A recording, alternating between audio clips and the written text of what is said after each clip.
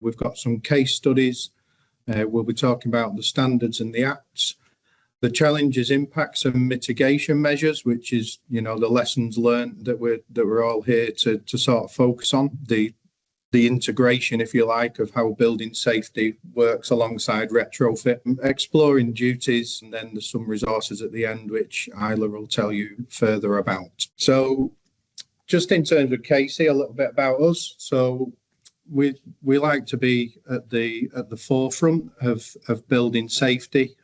We've been lucky enough to be involved with early adopters that were working with the government to develop the new regime, which we'll talk about in more detail later. Casey are a family-owned business, second generation. Chris Case is the CEO, and the company was formed by his father Peter 56 years ago. Virtually everything we do on the refurbishment division is occupied social housing, with a real focus at the moment on remediation of high-rise and high-risk buildings. In terms of keeping at the forefront, as we say, our leadership and site management have been at the front of the queue, I would suggest, in terms of developing the competencies, keeping up with new regulation, new policies, the culture change that's been required in the industry following the Dame Judith Hackett report. Part of that was becoming a signatory on the Building a Safer Future Charter, which led us to be the 9th organisation in the UK to actually achieve champion status on that charter. And lastly, we've been lucky enough to secure some attendance from Dame Judith Hackett. I was lucky enough to present with Dame Judith at the UK Reef conference last year, and then Dame Judith kindly agreed to come and see us at the beginning of July this year to see what we were doing on site, come and have a look at head office and just have a bit of a deep dive into the culture change that we've developed at Cases to implement the new regime. So there's a comment on the bottom of the slide there directly from Dame Judith, which was pleasing to receive. Thanks, Brian. Thank you for today's invite.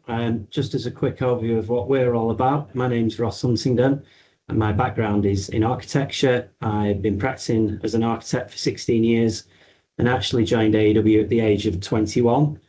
As noted there, we employ 100 people, just over actually 100 people across 2 offices. We are predominantly in Manchester, but we also have an office in London, and we work primarily in the residential, industrial and commercial sectors. Our strapline, if you will, is architecture, a force for good. It's something that we're all passionate about, and it's what predominantly drives our business. This is why today's topic is so important, and as it aligns so well with our values, and also why the Building Safety Act is so instrumental in everything that we do every day. All our chartered architects have undergone the RIBA training on the Building Safety Act, and 4 of us are on the RIBA Principal Designers Registered list. On a personal note, I find this work extremely rewarding, as we are literally able to improve people's lives, giving them a warm and safe environment, something that we all would take as such a basic thing kind of for granted, but one which so many people miss out on. So it's great to be able to sort that out. I head up a team that is purely focused on remediation, retrofit, higher risk buildings, and we have passive house designers, retrofit coordinators, and a full team dedicated to a sustainable approach to our designs. Wider afield, we are the nominated PDVR and architect for the Lank West estate, which is the estate that surrounds and includes Grenfell. And we're just completing one of the first energy sprung UK-led retrofit projects, which in simple terms is the very level of retrofit within an existing building. It includes prefabricated elements and was established in the Netherlands. And we'll also say that we're really proud to work with Brian and his team at the Casey Group, and we've done for quite some years. And we've got a few projects that I think Brian's just going to talk over on the next slide. Yeah, thanks, Ross. So just in terms of a couple of case studies and the history and collaboration between Casey and AEW and Ross, there's a few 3 projects actually that we completed for Salix Homes in Salford, where, as I referred to earlier, we were lucky enough to be working alongside early adopters that were developing the new regime, if you like, with the government. And so, yeah, as Ross said, it is all about improving lives, and that's Casey's strap line, and that's predominantly why we focus on occupied refurbishment. And you can't improve lives any further than making sure that people have got safe places to live. So it's directly tied into our company ethos. The Albion Towers project you can see there, that was actually taking place when Grenfell occurred. That led to certain uncertainty within the industry in terms of new standards being developed. How far should clients go? You know, should it be wholesale, retrofit, sprinkler installs as an example? And so we really went to town in terms of building safety on Albion Towers, because there was uncertainty in the industry as to what the new standards would look like, and probably over and above what we actually ended up with under the Building Safety Act, to be fair. The next one in the centre at the bottom is Fitzwarren Court. That was again an extensive project of all building safety measures to 135 apartments over 23 floors. Again, that was prior to the Building Safety Act, but we applied the same ethos to that as we did at Albion Towers, and also driving sustainability into the projects, in that removing gas supplies from those two buildings and installing ground source heating obviously gave massive carbon reductions. And prior to social housing decarbonisation fund works, if you like. The two pictures of the grey and terracotta and white blocks there, that's two tower blocks that were about 150 metres apart. They were actually a direct result of the Grenfell tragedy and took place after. All the panels that you could see on those buildings that were grey and white were actually the same range of panels that were on Grenfell. So yeah, we basically completely overhauled the external elevations on those two buildings. And whilst undertaking that work, both the AEW and Casey's, as the project team, we were subjected to the high-rise safety task force that was set up immediately after the Grenfell tragedy, before the new regulations came through. And so very stringent regulations, quite a bit of reluctance from authorities to sign things off and say they were happy with it. I think this is a point in time when building control started to say no further comment on their answers to questions being posed. So yeah, really intense period of learning on those projects, which has led us further down the road now into the current operating arena, shall we say. The latest opportunity that we're working on with AEW for Manchester City Council is the Avro Hollows estate. And this gives all the complexity of 4 high-rise tower blocks along with 24 low-rise masonettes. There is SHDF funding that's tied into this project, as well as the obvious building safety requirements. And so this is like a real outcome to be able to use the learnings of previous projects in terms of tying the two together. The works on this site include the list there. Basically, it's a full envelope of the externals. And then we've got a communal heating scheme that's having various improvements, along with windows, doors, various other measures under the SHDF that we'll talk about as we go further. So just to talk dead briefly really about some of the design principles associated with this scheme. And actually, with such a complex retrofit project where, quite rightly, fire safety and the provision of warm environments has to take precedent, it was really important that the design isn't forgotten, as it so often can be. So, as we know, the site's called Avro Hollows, and it refers to the British aircraft manufacturer Avro Aviation, as that historically occurred in this area known as Newton Heath. It was where all the production of aircraft types took place, and most famously the Lancaster components. As part of the initial design concept, we felt it was really important that the proposals related somehow in some way to this historical reference. I should add that the buildings were already named after the iconic bombers of the Second World War, as you can hopefully see there, Shackleton, Lincoln and Lancaster. So we came up with the idea that the architecture should try and demonstrate a link to flight and aviation. And this was done predominantly by creating a heavy base with a grading of colour tones as you rise vertically up the building that went lighter. We wanted to try and express a grounding and then a weightlessness as you got toward the top of the buildings as a nod to flight and levitation. And we also highlighted the building entrance with a kind of a winged motif expressed in accent colours. As part of the earlier resident engagement strategy, and we'll talk about this in a bit more detail later, it was really key that we demonstrated this local important link to the residents. It was received really positively by them. It was embraced by them. We were able to communicate that positive story to the planners who reciprocated. And it's really just a good news story throughout that also led the design. Next slide, please. So firstly, just as a dead quick high-level overview of the standards. So PAS 2035 is the design and assessment process. PAS 20 is the installation standard. So firstly, PAS 2035 defines a standard for managing a whole house energy effective and efficient retrofit route. It's centred and focused on a fabric-first approach and defines how projects should be assessed, designed and overseen. As part of this, there are a number of government funding streams available. And also, we kind of have three new positions that were coined. Those are the retrofit assessor. They survey the building, they gather data on the building fabric, the structure, ventilation, occupant use, energy use, and generally its overall condition. It's almost kind of a personalised approach to home improvement, specific to the people that occupy that home. Then the retrofit designer creates a plan aligned with the findings of the surveyor and deals with things like moisture, thermal, ventilation, and proposes appropriate measures. The retrofit coordinator manages the process, ensures compliance, approves the design, and checks that the installation meets that standards. Now, it was recognised pretty quickly that this standard did not specifically work in tower blocks, as we now know as HRBs, but rather focused on kind of individual dwellings. So 2 years ago, the design and assessment process was adapted. Now, those adaptations are quite extensive, but just to the right of the slide, we wanted to focus on a few.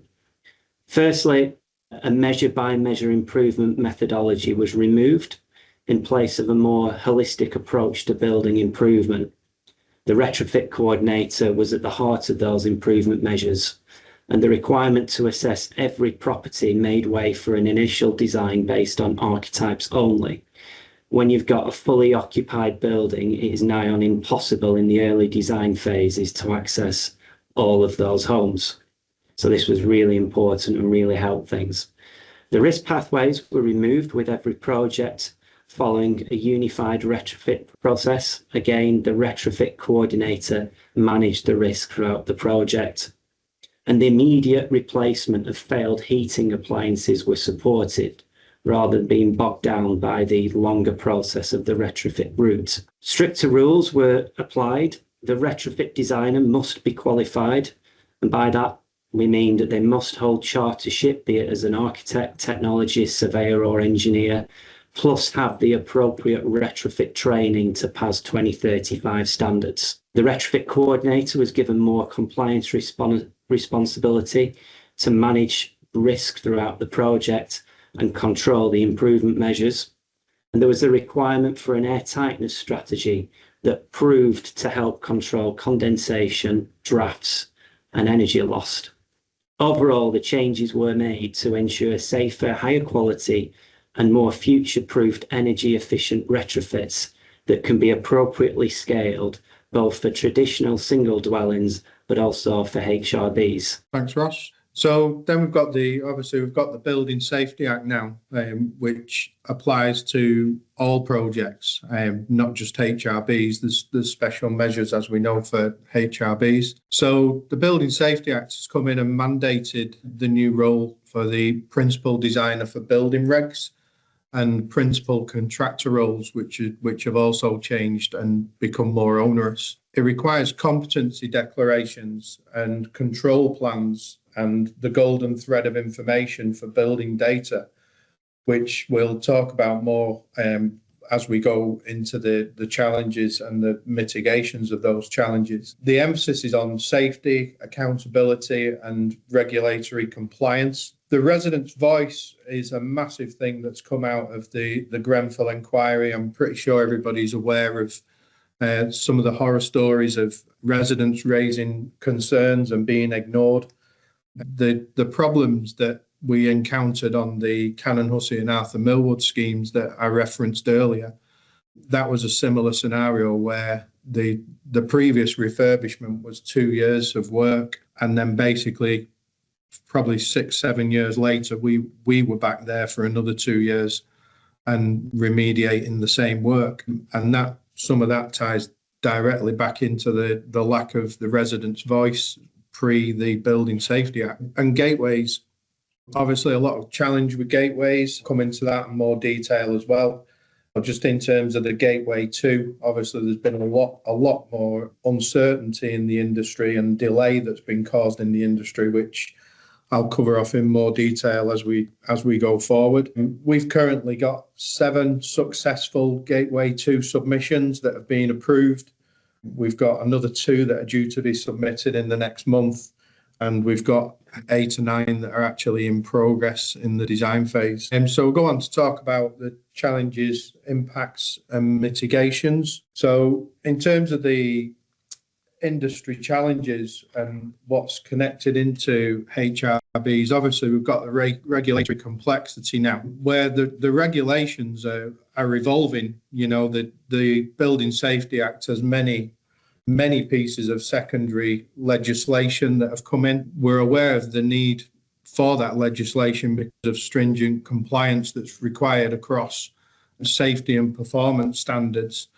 But then you've got the integration of those standards that need to be considered from a technical point of view, how we actually interact the PAS standards with the Building Safety Act. In terms of the design and coordination delays, you know, we've got multi regulatory checkpoints now that need to be satisfied, whether that's the checkpoints that are involved with the retrofit design, or whether that's the checkpoints that are involved with the quality plans that go with the construction control plans for the Building Safety Act. There is now an immense amount of matrixed quality control plans, if you like, to make sure that we've got designated people at the right time for inspections and achieving the required sign-offs from the correct people or the correct authorities. Coordinating solutions to some of the problems that are thrown up by the coordination of the 2 sets of rules that we're working to, if you like. Obviously, that can prolong the design period and the approval phases.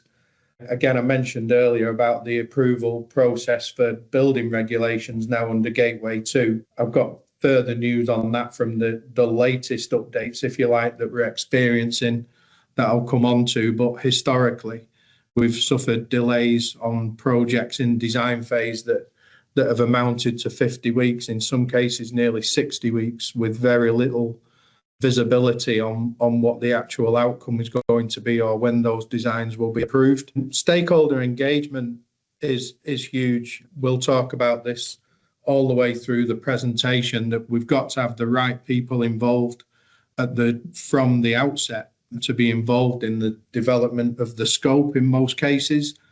What we often start off with on these projects is not the actual outcome that we end up delivering, mostly because of unforeseen problems that we uncover during investigations, but also developing scopes in line with best practice, cost efficiency as well. You know, if you've got tower blocks that are up at the scaffold, or access equipment on these tower blocks, it's often best to increase the scope to make best use of the access costs that have been applied. Fire authorities being involved from day one.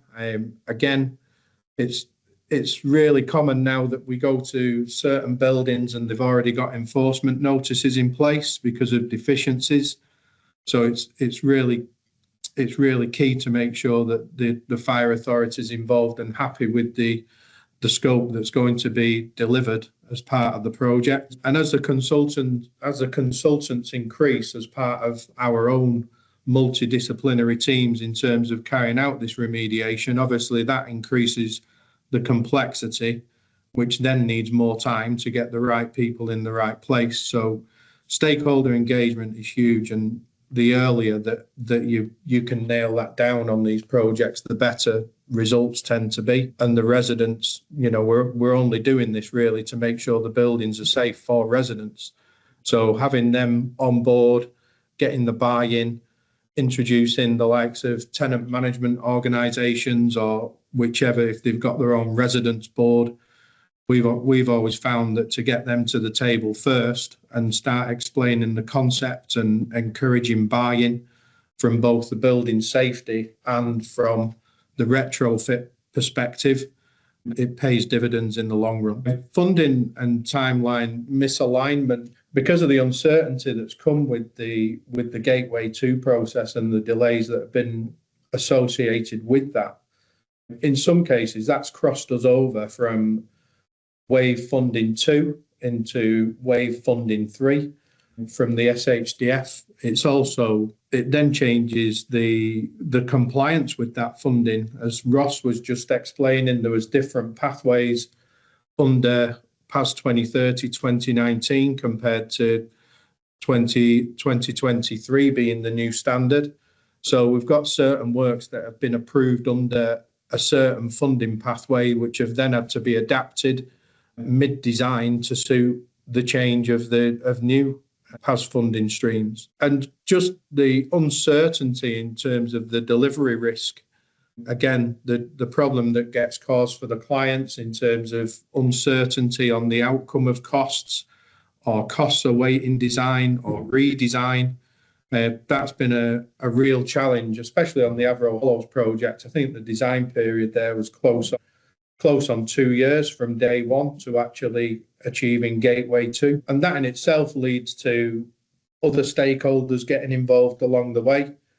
It leads to a need or a want for value engineering to take place, which again leads into changing designs, basically, which costs money. The biggest takeaway on the timeline, I would say, and how things have travelled along is that it's not often the cost of the instruction that's given to make the change, it's the actual time that's then taken for that instruction to come to fruition. So we end up in a period of inefficiency, shall we say, while that gets resolved whilst awaiting final confirmation of instruction. And then there is direct contradiction between PAS and the Building Safety Act in terms of retrofit when we're going into projects where certain people may be asking for door undercuts is a prime example, when obviously what that's doing is contradicting the compliance of fire doors in certain locations. Increasing ventilation under PAS as well can then lead to additional costs in that needs to be compliant with Building Safety Act in terms of your compartmentation, in terms of any vent covers or outlet grills and that kind of thing. So there's many challenges with trying to get the two together, including the science of the buildings, which I'm sure Ross will touch on as we progress. So yeah, thank you, Brian. So the good news is this is the last slide in the kind of the lessons learned, the bad news story, and then we're going to start talking about how we sort this out going forward. So bear with us. I think Brian hit the nail on the head really, in that the impact can be summarised very succinctly, and its projects need more time. And if we just go through some of the points there, the first one being the misalignment, and that there's never really been any joined up thinking between the funding that's available and their associated expectations with the complexities introduced by the Building Safety Act and the retrofit process. The inherent delays of being quite rightly thorough, that is going to have an impact. But then the delays of the additional gateways being brought in. Brian alluded to one example where the gateway period was 60 weeks long. The backlog that the regulator has been speaking about has obviously compounded and extended delivery as well. And the misalignment of the two has been a huge problem. This has obviously created delivery risk for the projects. We had projects that were expected to receive funding that were forecast by a program that at the time seemed to make complete sense, and then the world entirely changed. And it might have been that the project was then exempted from that particular wave. Again, as Brian mentioned, from wave 2 to wave 3 and the complications that that would bring about. The amount of assessments and the coordination during the early design phases of a retrofit program. I touched on being able to get in as many of the homes as possible, the actual complexities of that, the resident engagement strategy, the communication process that has to be set up. That takes time. And together with the required engagement of the residents, once you get in there, you know, it projects and it prolongs the whole thing. It's not easy accessing people's homes. It's not easy bringing them on a journey of co-design. It's not easy establishing trust. Added to this is the Gateway 2 requirement of a fully designed, fully coordinated solution to all relevant building works, requiring input from the contractor's extended team, i.e. their supply chains, manufacturers, asset tagging. This is a huge amount of information that's rightly needed, but also takes time. It's impacted the start and the completion dates, obviously, for buildings that were in need of immediate repair, in need of immediate life safety improvements, with funders that had limited flexibility. And the biggest impact of all has been that funding has either been delayed or, in the worst case, lost. So on that note, if we could go on to the next slide, let's start talking about some of the pathways to mitigations. So how do we stop this? Well, the good news is that we've had a couple of years of learning. We've all learned a lot of lessons. There's been tailor-made improvements to the retrofit process, as I briefly went over earlier, but there are also continuing commitments and improvements by the regulator to drive down the Gateway 2 review process. On Parliament TV back in September, the head of the regulatory process committed to driving that regulatory review time back to the statutory 12 weeks that we were all promised right from the off. And it's actually great now that we're seeing evidence of this. For example, dialogue and early engagement with the regulator is now something we have access to. And that's the ability to discuss the project, secure agreement on requirements, and the way forward is now becoming a more common thing. The retrofit process, whilst instilling more responsibility on the coordinator, gives them the control over the improvement measures, and it can be specific to that building, the holistic needs of its users, and back to back with life safety improvement measures. Any teams that you may appoint on any of your projects should have the collective ability to review all this competently right from the off. And I think that's the real key there. Design solutions, where we mention on the slide there, digital and data-driven tools. Effectively, this is embracing the golden thread. The golden thread, quite simply, is digital information available to the right people at the right time throughout the life of the building. That information should be built into the design and done so in a manner that is extracted easily and utilised by yourselves throughout your building's life cycle. It's a must. Design teams must be able to respond to your employer requirements to suit your needs. We mentioned resident engagement. So again, this is key. Getting them on board, building up trust, allowing them to be part of the design will massively reduce the potential for delays. A resident that supports the development, supports the planning application, supports any surveys in their home, and supports the upheaval caused by construction work is obviously the best resident to have on hand. But there's a lot of work to get to this. And the Casey Group have got a great resident engagement strategy, actually, and they help Manchester City Council build their own. So it's really, from our perspective, it's been really great to learn from that. And lastly, again, we talk about programme. Let's set out realistic programmes that build the above knowledge into the delivery, the way that deadlines can be aligned with the relevant funders, the way that they can be aligned with the regulatory and statutory requirements, resident expectations, and your portfolio-wide objectives will mean that the project sets off with the best habits in the best way possible right from the off. Thanks. Thanks, Ross. So yeah, as we were saying, addressing the challenges starts from the outset, and it's about us looking at what strategies we can employ to overcome, such as Ross was saying there, the PAS 2035 system was designed for single homes, which causes documentation burdens and coordination issues in multi-story buildings. What we're having to do there is look at things like the funding drawdown, and how we can get involved with the funders, whether that's the GMCA or others, or who the client's contact is that's dealing with that funding, and look at how that drawdown can work. Because quite often on the tower blocks, you're not often dealing with one single dwelling at a time when you're talking about the external insulation of that building. Looking at the same that can be, you can have documentary challenges with things like warranties. And so ultimately, you're not going to get the warranty for the full insulation system on a tower block until it's fully complete.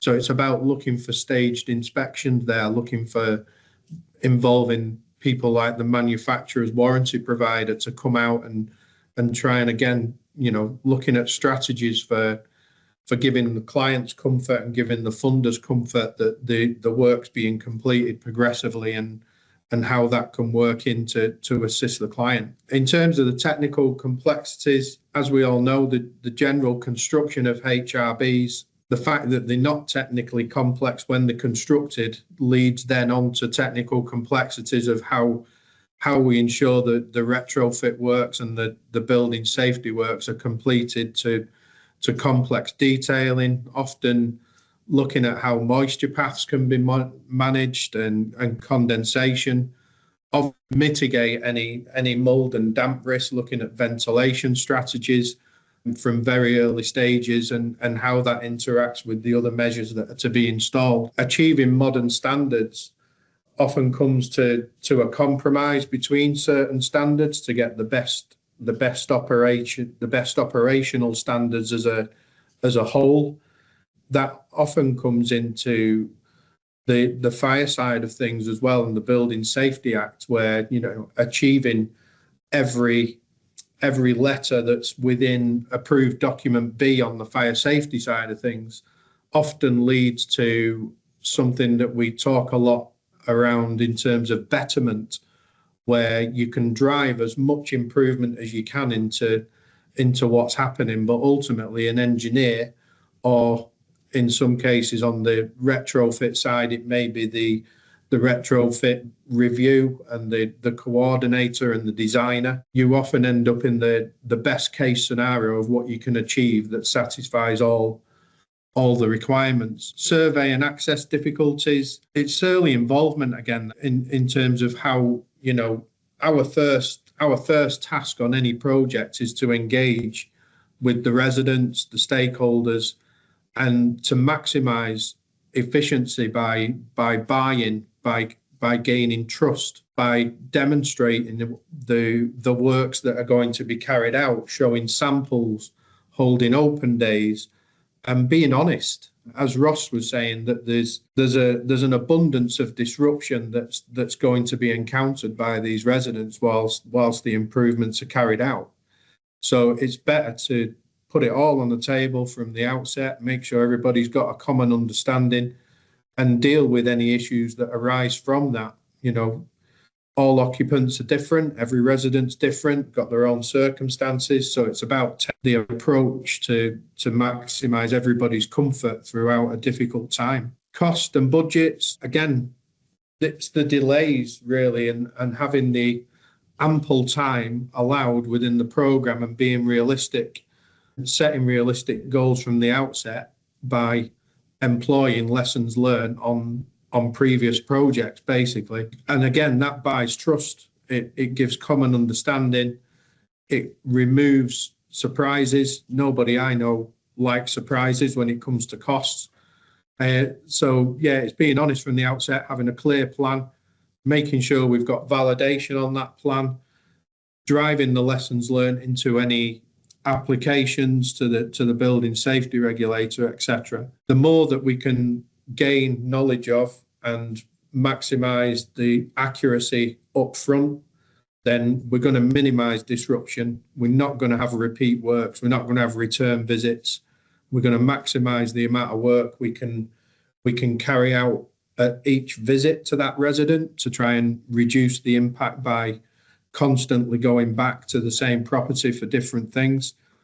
So yeah, there's many lessons learned there in terms of how we address those key challenges. So just wanted to talk about some of the duties under the regulator. Ross, was you taking this? Oh yeah, general client duties. Just as a slight shift, we thought it was quite important to outline the duties, and we're assuming that the people on this webinar that do form in some degree the position of a client. So these are mainly outlined and defined as part of the Building Safety Act. For anyone that wants any further information, that would be a separate webinar that would take at least an hour by itself. So whilst the ownership does sit with the client, any competent contractor or architect can assist you fulfill these duties. So just wanted to talk on that really. Firstly, the client, you maintain overall project control and the requirement to appoint principal designers and contractors. To add further, you're required to appoint competent contractors and competent designers. And there are a few ways this can be done. You can firstly ask them to prove competence aligned with publicly available standards, namely PAS 8671, which is competence of principal designers, PAS 8672, which is the same but for principal contractors, and then generally for designers, we've got BSI Flex. Now, this might form part and parcel of a wider SCEB, which is Skills, Knowledge, Experience and Behaviours questionnaire that you may send out. And this might also address the specific needs of your organisation. Now, in the instance of Casey and AEW, we have already developed those that have proved successful. So if anybody would like to see those, please do reach out to Brian and we can sort that out for you. The next thing, as we spoke about, is this rather complex requirement to allocate adequate time and resource to projects. Again, this is very hard because something we try and do is accept the commercial pressures of the project. And really, the obvious answer is the way that you can do this is with early engagement with your appointed teams. Get everyone on board so that we can collectively align our programme with any funding requirements that might be available or any particular deadlines that are important to you. You then need to ensure compliance and declare that the work meets requirements, which seems like and is quite a daunting task. However, the tracking and recording of compliance is something that is the duty of your design team. So it's important that they are able to prove to you in a manner that you're satisfied with that this has been done. For us, we do something that we call an inception meeting, where we set out all the building regulations. We assign responsibility design team wide as to who's going to take ownership of that regulation throughout the design phase, who's going to coordinate, and the PDBR manages that process. And we hand over both a compliance tracker and a compliance statement telling you how we as the design and contractor team have done everything competently and correctly, which has proven to be really good evidential proof for someone like yourself to say, yeah, we feel this job's been done correctly. Thanks, Ross.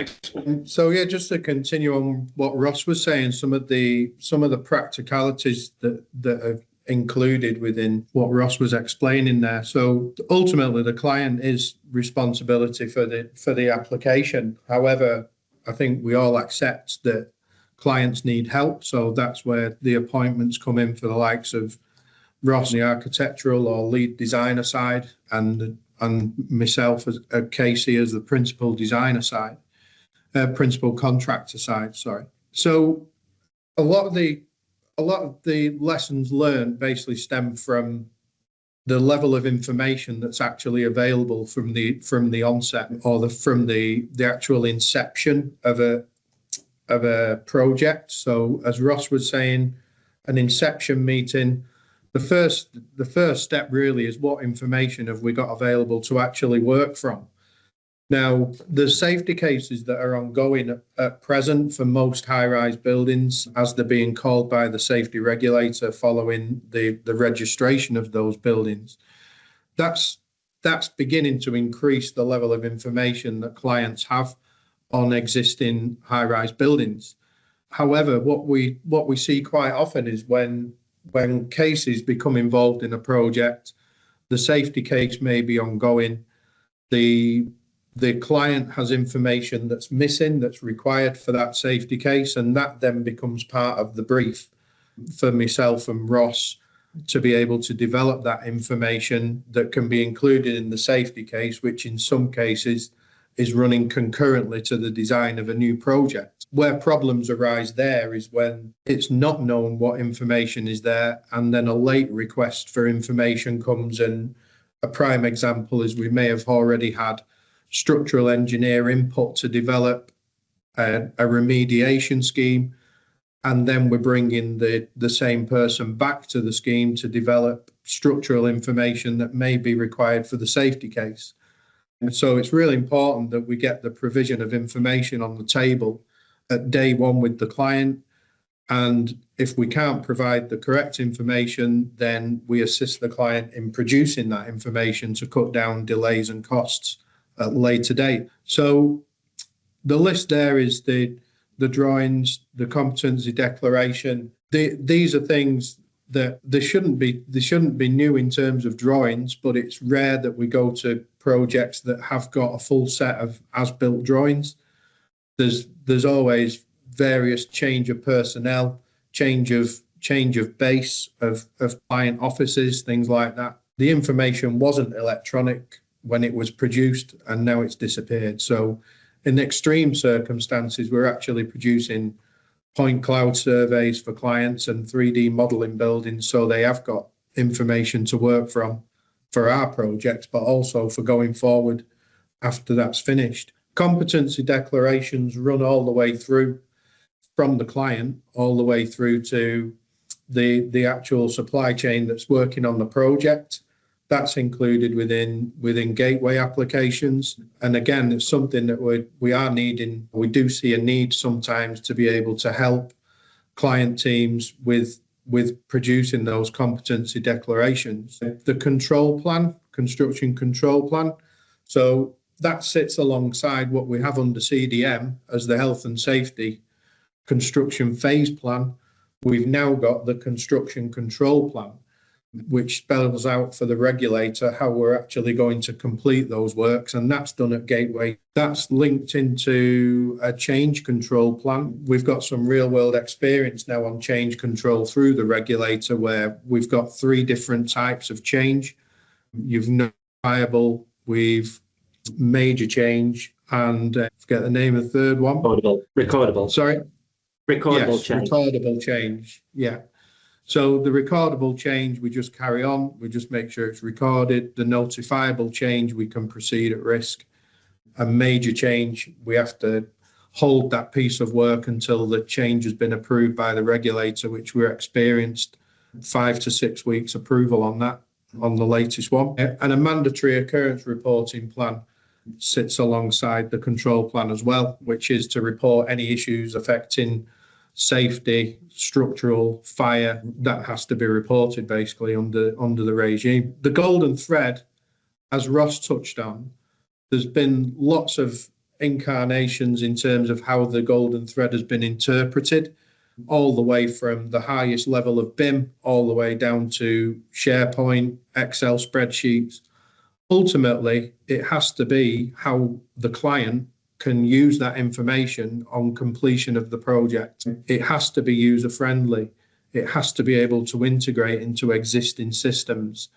And that's one area, again, where we're really assisting as cases. We're trying to help the client understand what information they need on the completion of the project and how they're physically going to be able to manage that through the lifetime of the building. So yeah, those are further client duties which we're assisting with at the moment. In terms of duties that are specific to the HRBs, I think we've covered off the client applications and the management of ultimately the duty is with the client to manage that process.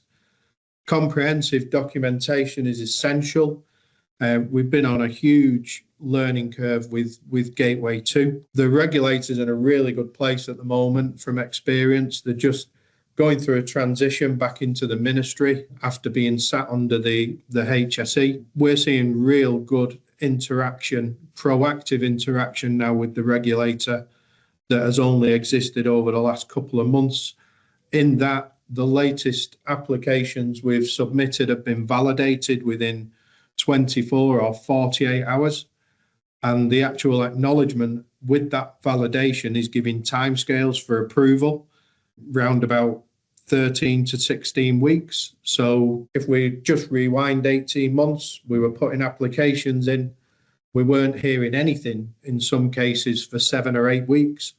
And then we're having constant extensions without any visibility of progress. We're now seeing a lot closer collaboration and a lot more visibility from the regulator, which is great. And we've actually got John Palmer from the BSR coming to see us this coming Monday to come and have a look at one of our sites in our head office, and hopefully we'll gain some more insights we can share from that. Golden thread maintenance, the most important thing about the golden thread is it needs to be accessible, it needs to be up to date, it needs to be simple to use.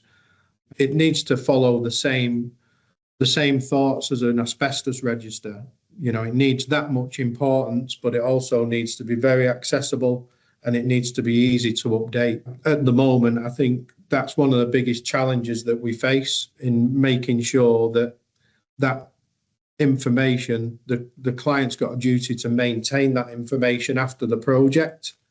It often feels that the responsibility is all on the principal contractor or the design team to create that golden thread, but the consideration for the management and the maintenance of that golden thread is not fully considered as to what happens when cases and AEW have finished that project and come away from it, who then manages and maintains that information. And the change control I covered off before, but we've got specific duties in terms of how we manage that level of change, and we make sure it's recorded and we make sure there's a change control log.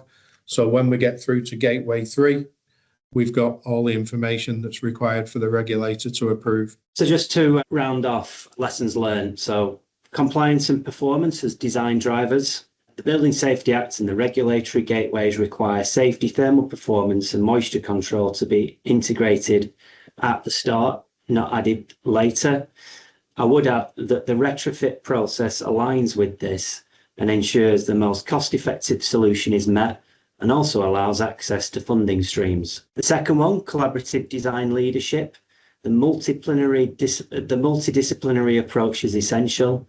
Client, contractor, the design team, structural and fire solutions cannot work in isolation, as we've hopefully been able to demonstrate. Over to you, Brian. Yeah, so I think we've talked about early resident involvement from the outset of this presentation. That's obviously one of the biggest lessons learned, along with the robust quality assurance, being able to build trust, reduce delays and surprises, and any safety failures. We know that regulatory gaps exist. We've suffered issues with timelines, capacity and clarity, but I think we're honestly in a much better place now than at the start of the design phase for Avro Hollows that we spoke about.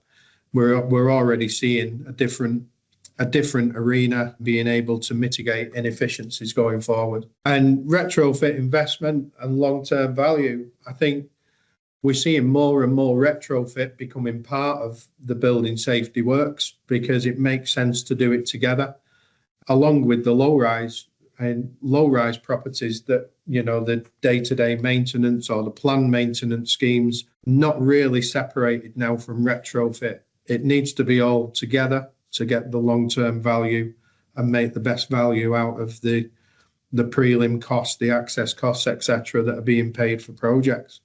So yeah, it's getting the best for the pound. Great, thank you both. This is all of our on-demand resources. So any previously recorded masterclasses and our podcast, again, will be in the link that I'm about to share. And then lastly, just for anyone who's interested in our self-assessment form, for any further support that RISE could offer you, please just scan the QR code and fill it in.